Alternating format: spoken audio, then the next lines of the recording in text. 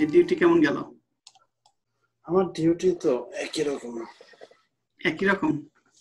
আলাদা তার কিছু নেই, মানে কোভিড নিয়ে তো একটাই গেল, কিন্তু করোনা ভাইরাস কি বাড়তেছে? না, এখন তো কমের দিকে 20 পেশেন্ট আসছে ভর্তি, মানে একদম জিরো হয় না। আচ্ছা, আমাদের হাসপাতালে খুবই কম। হসপিটাল বিজিনেস বেড়ে গেছে। হ্যাঁ, ভাইরাসের সেকেন্ড ওয়েভ বেসিক্যালি চলে আসছে, বেশি দেরি নাই। আর আরেকটা ব্যাপার হলো, এই যখন তোমার এই প্রাইমারি প্র্যাকটিস গুলা যখন খুলে গেছে, বুঝতে পারছো? তারপরে তোমার মানুষজন যে কদিন আগে করলো না, রায়ট করলো না বাইরে, তারপর সামার আসছে, কিছু কিছু স্টেটে শিথিল করছে। তো কাজে ইয়াং নিউইয়র্কের আশেপাশে ফেজ 2 রিওপেনিং চলতেছে। ফেজ 2 রিওপেনিং মানে হচ্ছে তো আসলে বেসিক্যালি অলমোস্ট এভরিথিং। তো কাজে করোনা ভাইরাসে যেরকম এক্সপেক্ট করছিল যে এসেই চলে যাবে, অত তাড়াতাড়ি যাচ্ছে না। কারণ মানে অনেকগুলা নতুন ফ্যাক্টর যেটা আগে কেউ চিন্তা করে নাই সেগুলা চলে আসছে।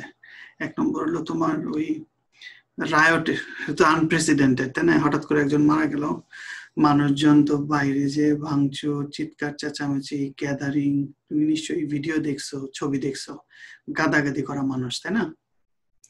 তারপরে হলো প্রাইমারি প্র্যাকটিস গুলা খুলছে, কারণ আগে মানুষজন যেহেতু প্রাইমারি প্র্যাকটিস দিছে সব বন্ধ করে, শুধু সিক পিপল গুলাই ইমার্জেন্সিতে আসতো এবং তাদের টেস্ট করতো, এবং একটা কমিউনিটিতে মানে নাম্বার অফ পেশেন্ট যদি চিন্তা করো, হসপিটাল খুব কমই যায়, তাই না?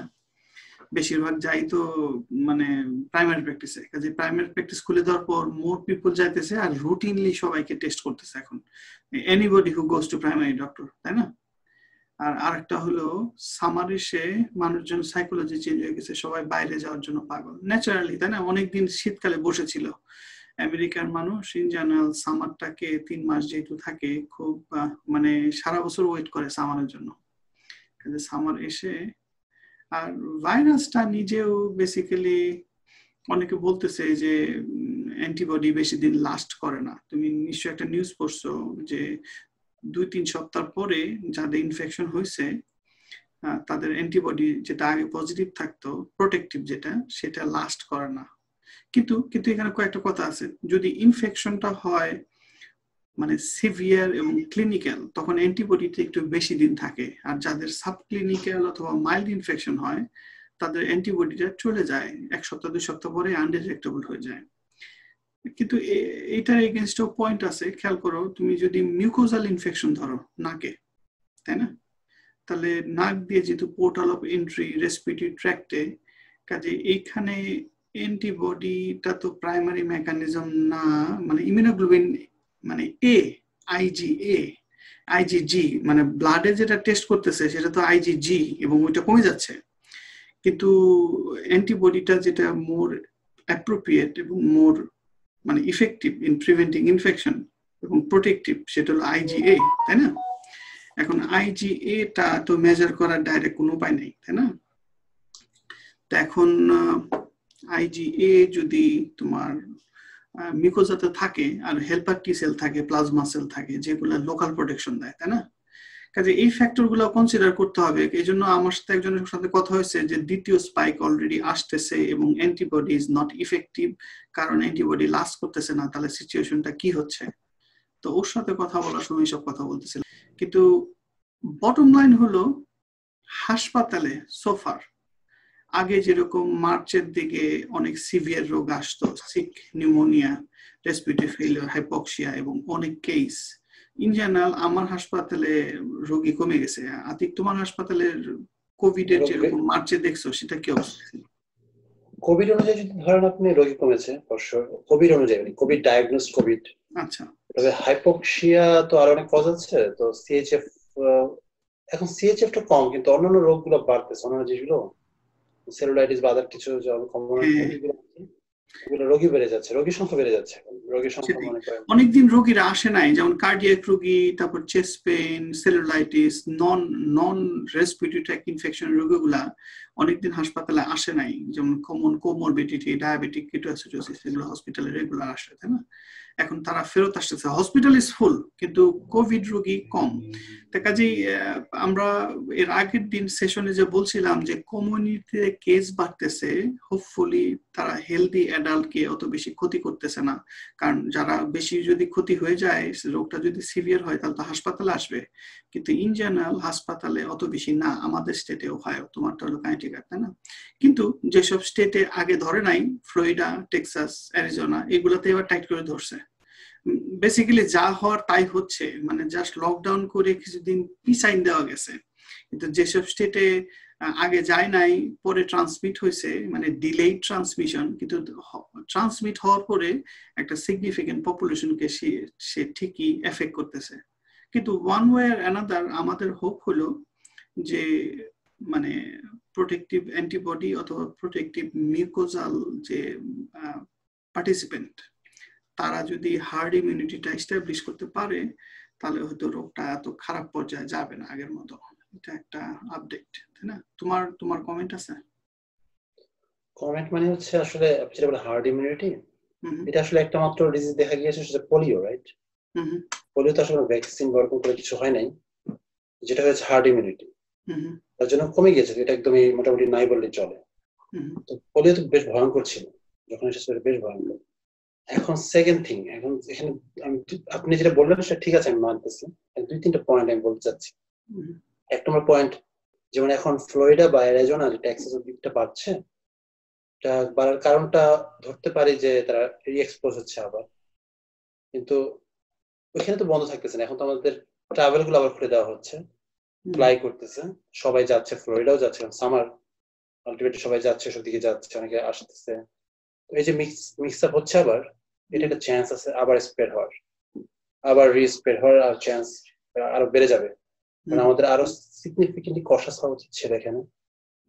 আর সেকেন্ড পয়েন্ট, এটা আসলে আমি একটু ভাবতেছি, মানে এটা আপনি কি মনে হয়, যেমন মানে আপনারা যেটা বললেন কোভিড রিলেটেড না, এটা পয়েন্টটা হচ্ছে এরকম যে আপনি বলতেছেন হসপিটালাইজেশন রোগীর সংখ্যা কিছুটা কম, যখন কোভিডটা এসেছিল প্রথম দিকে মার্চের দিকেও হসপিটাল অ্যাডমিশন কমে গিয়েছিল, কিন্তু আস্তে আস্তে বাড়া শুরু করলো কোভিড রিলেটেড সব, উইদাউট কোভিড কোনো অ্যাডমিশন নেই। কারণ তাহলে কি হসপিটালে যেসব রোগী আসতেছে, সাধারণত সেসব রোগী আসার কথা ছিল যারা হচ্ছে বেশি অসুস্থ, এটা matter Covid are not Covid, right? কিন্তু তবুও আমার এটা বন্ধ হয়ে যাচ্ছে, মানে এখন এটা বাড়বে কেন? আমার কোশ্চেনটা ধরতে পেরেছেন? হ্যাঁ, হসপিটালের রোগীগুলা অনেকে আসে নট নেসেসারিলি লাইফ থ্রেটেনিং, অনেকে আসে অনেক মাইনর প্রবলেম নিয়েও ইমার্জেন্সিতে চলে আসে, কারণ তাদের ইন্স্যুরেন্স স্ট্রাকচার ভালো, অথবা তারা মেডিকেড মেডিকেয়ারে আছে, they don't care about the payment, এবং তারা যেহেতু প্রাইমারি ডক্টর নাই, তারা হসপিটালে ইউজুয়ালি আসতো, কিন্তু কোভিড নিয়ে ভয় পেয়ে তারা হাসপাতালে কম আসতো। কিন্তু এখন বাড়তেছে, এটা নট নেসেসারিলি তারা সিকনেস বাড়তেছে, কিন্তু জাস্ট রিপোর্টিং বাড়তেছে, তাই না? মানে জাস্ট হাসপাতালে তারা চলে আসতেছে। কিন্তু এটা তো লাইফের সিচুয়েশন, যাদের প্রাইমারি ডক্টর নাই, যারা হসপিটালটাই প্রাইমারি ডক্টর হিসেবে ট্রিট করতো, সেসব রোগীগুলা ব্যাক ইন বিজনেস, তাই না? হ্যাঁ, তারা হয়তো আসবে না, রাইট? কোভিড রিলেটেড হয়তো আসবে না, কিন্তু কথা হচ্ছে আমরা যখন অ্যাডমিশন করাচ্ছি পেশেন্ট গুলোকে, তাহলে আমাদের দেখা যাচ্ছে তাহলে most of the patient doesn't need to be admitted. আমার কথা হচ্ছে এটা তো আমার অনেক আগে থেকে ট্রু, অনেক সময় সোশ্যাল কারণে অ্যাডমিট করতে হয়, যেমন আনএবল টু অ্যাম্বুলেট, মানে পায়ে ব্যথা, গতকাল একটা অ্যাডমিট করছে হিপ পেইন। এখন হিপ পেইনের জন্য তো রোগীর লাইফ থ্রেটেনিং কন্ডিশন না।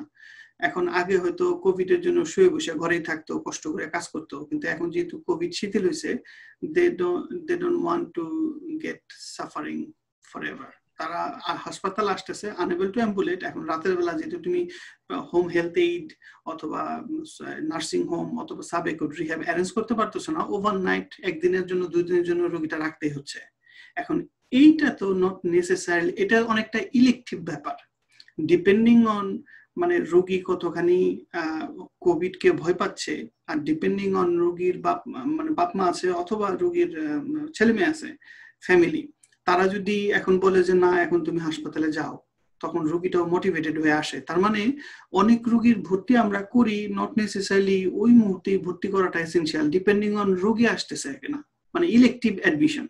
কিন্তু হসপিটাল আইডিয়ালি হওয়া উচিত যে হসপিটালে অ্যাডমিশনটা হওয়া উচিত যে রোগী লাগবে এজন্য ভর্তি করতেছি, নট নেসেসারিলি ইলেকটিভনেস থাকা উচিত, তাই না? কিন্তু কিন্তু কিন্তু এটা তো রিয়ালিটি, এটা শুধু আমাদের হসপিটালে না, তোমাদের হসপিটালে না, কারণ এখানে আগে এটা হলো সোশ্যাল সিচুয়েশন। আগে মানে বুড়া বাপ মাকে ইন জেনারেল, আমাদের বাংলাদেশের কথা বলতেছি, সবাই যত বুড়া হয় তত তার সম্মান বাড়ে, তত তার আরাম বাড়ে, কারণ বাই দিস টাইম তার অনেকগুলো ছেলে মেয়ে থাকে, সম্পত্তি থাকে, বাসা থাকে, বাড়ি ভাড়া পায়, অথবা রিটায়ারমেন্ট ফান্ড থাকে, প্লাস ছেলে মেয়ে বড় হয়েছে, তারা নিজেরও চাকরি করতেছে।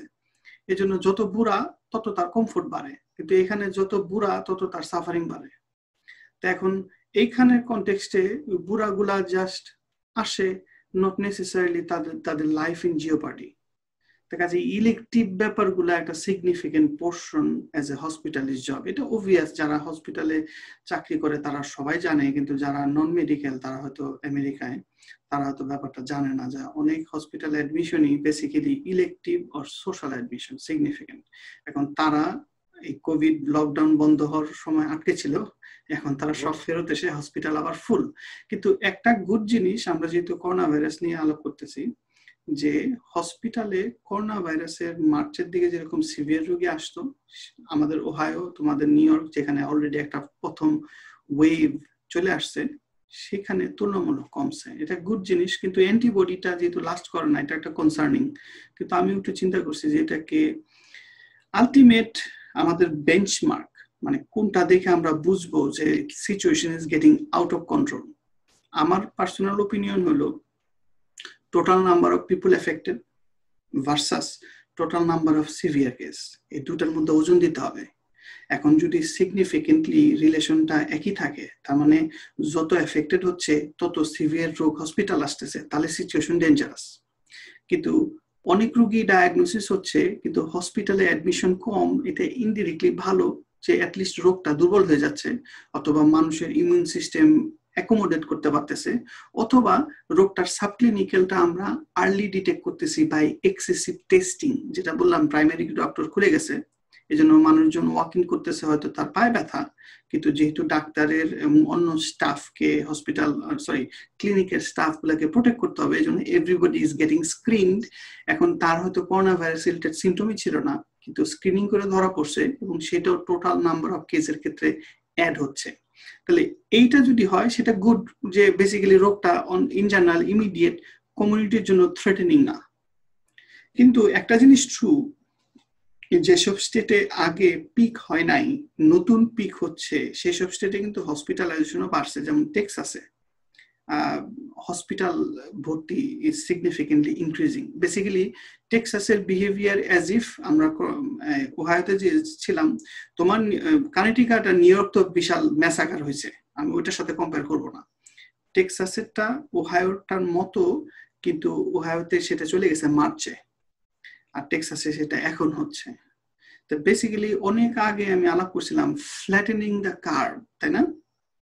অরিজিনাল লকডাউনের উদ্দেশ্য ছিল to flatten out the curve so that এই হসপিটাল যেন ওভারওয়েলম না হয়, আর যারা সিক তারা যেন অ্যাটলিস্ট চিকিৎসা পায়, ভেন্টিলেটর যেন আউট নাম্বার না হয়, তাই না?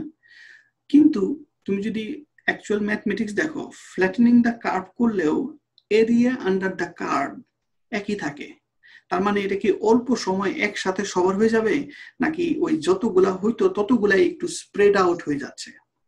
তা এখন আমরা দেখতেছি সিচুয়েশনটা 2 নম্বরটার মতো, মানে একসাথে সব না হয়ে মানে স্প্রেড আউট হয়ে গেছে। এটা এক সেন্সে ভালো, অরিজিনাল উদ্দেশ্য যা ছিল ফ্ল্যাটেনিং দ্য কার্ভ, সেটা বাস্তবায়িত হয়েছে লকডাউনের জন্য।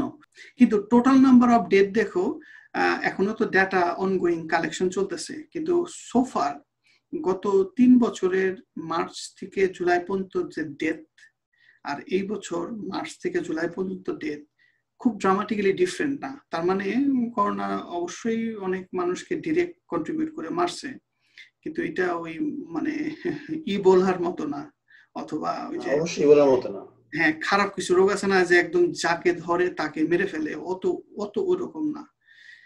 কিন্তু সেটাই, এখন ফিউচার বলতে পারবে ভবিষ্যৎ কোন দিকে যাচ্ছে। স্পেশালি টেক্সাস যদি নতুন নিউ ইয়র্কের মতো হয়, তাহলে তো এত বড় স্টেট, এত মানুষ এবং বিশাল বড় ইকোনমি, তাই না? তাদের অনেক সাফারিং হবে, যেটা আনএক্সপেক্টেড। সবাই তো এক্সপেকটেশন করেছিল অলরেডি করোনা ভাইরাস চলে যাচ্ছে, তা আনএক্সপেক্টেড যদি নিউ ইয়র্কের মতো হয়, সেটা একটা মানে আনফরচুনেট সিচুয়েশন। তোমার কোনো কনক্লুডিং রিমার্ক আছে করোনা ভাইরাস সম্বন্ধে? সেটাই সাবধানে থেকো, আমিও সাবধানে থাকার চেষ্টা করতেছি, কিন্তু সিচুয়েশন এটা, মানে সবাইকে সাবধানে থাকার বলতেছি। হ্যাঁ, আচ্ছা, তাহলে আজকে এইটুকুই থাকবে এই করোনা ভাইরাস সম্বন্ধে। হ্যাঁ।